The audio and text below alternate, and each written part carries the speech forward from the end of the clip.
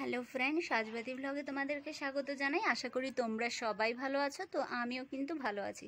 সকালবেলায় দেখো বৃষ্টি ঝমঝম করে নেমে গেল। তো সব চারিধারে জামা কাপড় মেলা ছিল, ওগুলো আমাকে আবার দৌড়ে দৌড়ে তুলে তুলে এখানে দেখো গ্রিলের মধ্যে গুজলাম।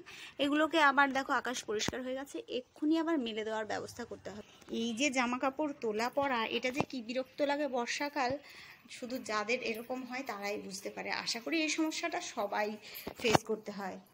তো রান্না দেখো এদিকে মোটামুটি হয়ে গেছে, সব ছড়ানো আছে, এগুলো আমি একটু গুছিয়ে নেব।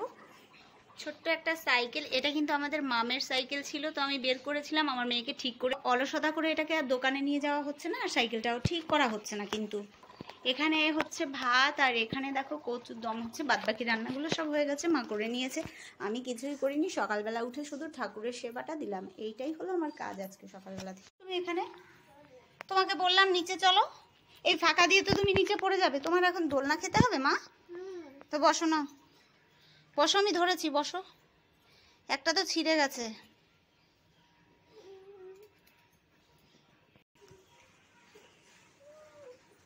দোল খেতে ইচ্ছে করলো সকালবেলা। তো মেয়ে দেখো এখানে একা একা চলে এসেছিলো দোল খাওয়ার জন্য, তাই আমি চলে এলাম। দেখো এই পাশগুলো বড় বড় ফাঁকা, তো একটুখানি উকি মারলেই কিন্তু ও নিচের দিকে পড়ে যাবে, তার জন্য আমাকে আবার দৌড়ে দৌড়ে ওপরে আসতে হলো। তো আমাদের এটা এইখানটাতে আছে একটুখানি উপরে, একটু কান্টিলেভারের মতো আছে, সেখানটাতেই কিন্তু এই দোলনাটা দেখো এখানে ঝোলানো রয়েছে। এখান থেকে দেখো চারিদিকের পরিবেশটা কিন্তু দারুণ লাগে দেখতে। তো এই দেখো এইখানে এই আমাদের গেটের উপর এই গাছটা আমি লাগিয়েছি। ফুলগুলো কিছুই থাকে না, ফুলগুলো সব লোকে নিয়ে চলে যায়। লোকের জন্য কোনো ফুল গাছই লাগানো সম্ভব নয়, কিন্তু তবুও শখের ওপর তো আর কোনো কিছু হয় না, তাই শখটাই হচ্ছে বড় কথা, সেজন্যই লাগানো হয়েছে গাছগুলো। দেখো আমার নিচটা, দেখো আমার বাবিন কত বড় হয়ে গেছে। আমার সোনামা কিন্তু আস্তে আস্তে আমার হাতে হাতে সব হেল্প করে দেওয়ার চেষ্টা করে। কেমন করে? বাহ, তুমি বড় হয়ে গেছো। ও বাবা, কোথায় দেখি? এই দেখো, উফ উফ কষ্ট। কোথায় গুছালে মা? বাবা,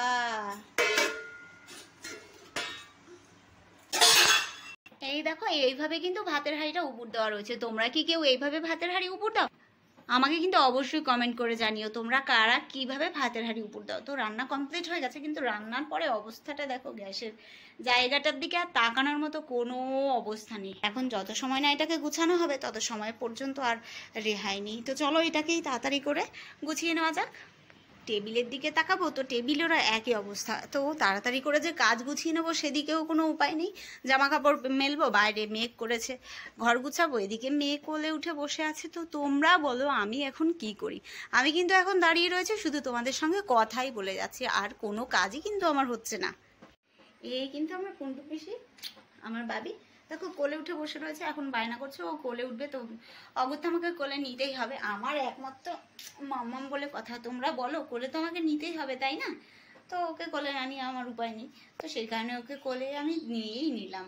আমি তোমাদেরকে বলেছি না, আমার বাবাই কিন্তু আমাকে খুব হেল্প করে। ও লেবু জল খেতে খুব পছন্দ করে, তাই ও বায়না ধরেছে যে ও লেবু জল বানাবে। দেখো দুটো গ্লাসের মধ্যে ঢালছে, ও কিন্তু একা খাবে না, সাথে ওর ঠাম্মিকেও দেবে, ও খাবে। যা জলটা পড়ে গেল, কিন্তু ঠিক আছে, কোনো ব্যাপার নেই, ও তো চেষ্টা করেছে বলো।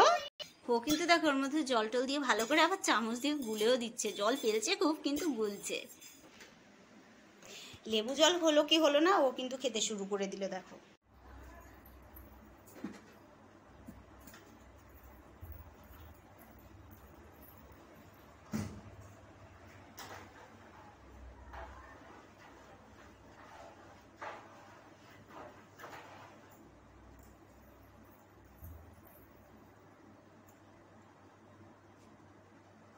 সুতরাং ভাতের হাঁড়ি তোলা হয়ে গেছে।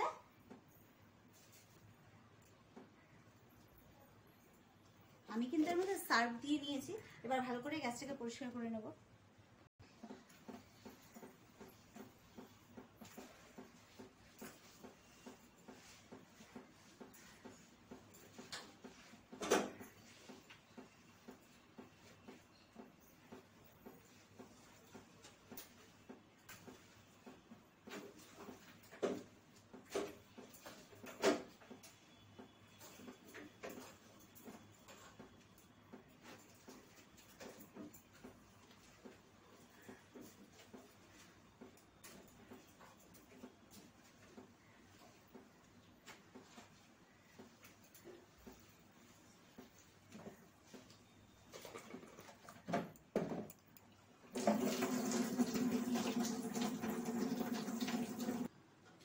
ছোটবেলা থেকে সব সময়ই হচ্ছে আমাদের মা বলতো যে রান্নাঘর হচ্ছে মা লক্ষ্মীর বাসস্থান, তাই রান্নাঘর যত পরিষ্কার রাখবে মা লক্ষ্মী তত কিন্তু তোমাদের প্রতি তুষ্ট হবে। তো আমি মার কথাটা মেনে চলার চেষ্টা করি, যতটুকু সম্ভব মেনে চলার চেষ্টা করি।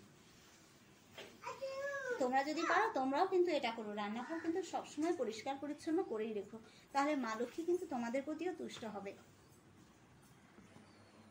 দেখো আমি কিন্তু আমার রান্নার জায়গাটাকে পুরোপুরি পরিষ্কার করে নিয়েছি, একদম একদম পুরো পরিষ্কার করে নিয়েছি, যতটুকু আমি সম্ভব ততটুকু কিন্তু করে নিয়েছি। তোমরাও করে রেখো, আশা করি তোমাদেরও ভালোই হবে, খারাপ কিছু হবে না। বড়দের কথা শুনলে আমার মা বলে কখনো ক্ষতি কিছু হয় না, তাদের লাভ ছাড়া। তো চলো, আমার কাজ হয়ে গেছে কমপ্লিট, এখন আমার মেয়েকে খাওয়াতে হবে, চান করাতে হবে। তো টাটা, বাই বাই। বেশি সময় তোমাদেরকে দিতে পারলাম না, অ্যাকচুয়ালি বেশি কথা বললে তখন তোমরাই বলবে যে দিদিভাই অনেক কথা বলে, এই কথাটা আমি আগেও অনেকবার বলেছি। তো আমার ভিডিওগুলো যদি ভালো লাগে তাহলে আমার চ্যানেলটাকে লাইক করো, সাবস্ক্রাইব করো। আর তোমরা সবশেষে আমি যেটা বলি, তোমরা কিন্তু সবাই ভালো থেকো, সাবধানে থেকো আর সুস্থ থেকো। Tata, bye bye.